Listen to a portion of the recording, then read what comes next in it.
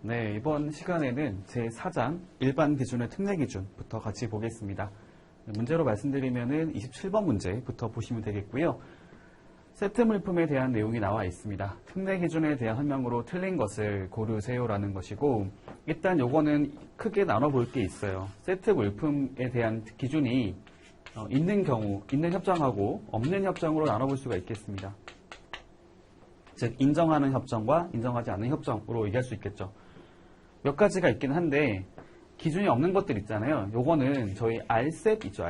RCEP라고 하는 것들을 기초로 해서 좀 생각하시면 좋을 것 같아요.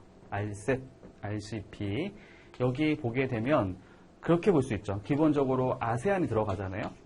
RCEP에 보게 되면 아세안들이 쭉 포함이 되죠. 그래서 아세안 국가의 내용들을 좀 따라가는 게 많긴 합니다. 아무래도 국가가 많아서 그럴 수도 있겠죠. 그리고 아세안 말고 또 이제 호주와 뉴질랜드가 여기 포함이 돼요. 그리고 뒤로 가 보면 이제 한국을 포함해서 중국하고 일본이 들어가죠. 근데 일본하고 저희와 따로 맺은 협정은 없기 때문에 일본을 제외하고 나머지를 보시면 될 것 같아요. 아세안, 그다음에 호주, 뉴질랜드, 그다음에 중국 나오는데 특이한 것은 중국은 여기서 왼쪽으로 빠집니다. 빠지면 되겠고 나머지는 여기 나와 있는 것처럼 아세안, 호주, 뉴질랜드까지가 기준이 없다라고 정리하시면 되겠어요. 그리고 이거 말고도 추가되는 게 뭐가 있냐면은 이 아세안 안에 포함되는 것도 있잖아요. 뭐 인도네시아, 인디라 부르는 베트남, 또 뭐가 있을까요? 그 다음에 캄보디아, 그다음에 뭐 이런 것들은 기본적으로 기준이 없다라고 정리하시면 되겠습니다. 그렇죠. RCEP 하나만 가지고도 대략적으로 정리가 가능하죠. 특이한 거는 중국은 요 왼쪽에 들어간다라는 거고요. 그리고 여기 쭉 가서 보면은 여러 가지가 나오긴 하는데 일단은 세트 물품 같은 경우는 기본적으로 15% 이하일 것을 요구하는 게 있어요. 즉 비원산지 물품에 차지하는 비중이 전체 세트 물품에서 이제 15% 이하일 것을 요구한다고 보시면 되는데 특이한 게 있습니다. 다만 미국 같은 경우에는 10%를 요구하는 게 있단 말이에요. 요것만 체크를 하면 되겠죠. 미국 같은 경우는 크게 두 개로 구분하게 되거든요. 위에 나와 있을 수도 있는데 여기 나와 있는 것처럼 일반 품목하고 섬유류로 구분되는 것이고 섬유류 같은 경우에 10% 이하일 것을 요구하게 됩니다. 일반 물품 같은 경우는 15% 이하로 나와 있는 것이죠. 요것만 체크하시면 어느 정도는 답을 골라볼 수 있지 않을까라고 생각을 해요.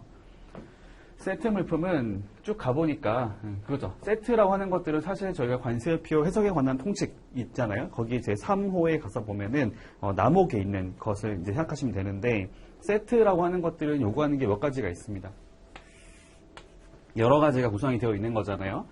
이런 것들은 기본적으로 이제 어떤 특정한 목적을 위해서 같이 조합이 되어야 한다는 거죠. 목적을 위해서 이제 조합이 되어야 한다. 근데 보통은 이렇게 되겠죠.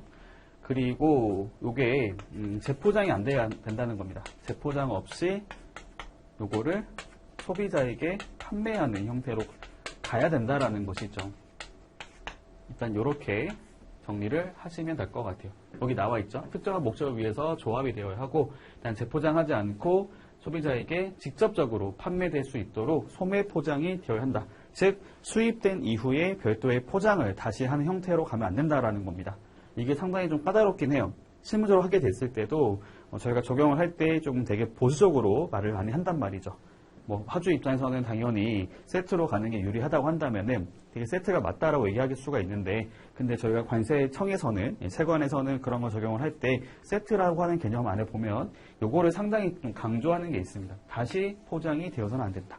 수입된 이후에 재포장을 하면 안 된다. 그 상태 그대로 판매가 되어야 한다라는 것으로 얘기를 하고 있습니다. 그래서 일단 이거 맞는 거고요. 두 번째, EU 같은 경우는 이제 그거 체크해야 되는 거죠. 공장도 가격. EXW 가격을 상품 가격으로 하게 되고요. 그 다음에 15% 이하 맞죠? 아까 제가 얘기했던 것처럼 15% 이하라고 하는 것들은 거의 다 공통적인 거라 보시면 되겠고요. 다만 미국 같은 경우에만 10% 이하라는 게 있다. 미국은 특이하게도 일반 품목하고 섬유류가 나눠져 있다라는 겁니다. 한중 FTA 같은 경우는 허용 한도가 FOB 가격의 10% 이하가 아닌 거죠.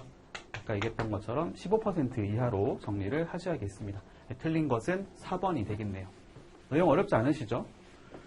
충분히 정리가 가능한 부분이다 라고 볼 수 있겠습니다. 자주 나오진 않지만 한 문제 정도는 출제가 될 수 있다 라는 생각이 드네요.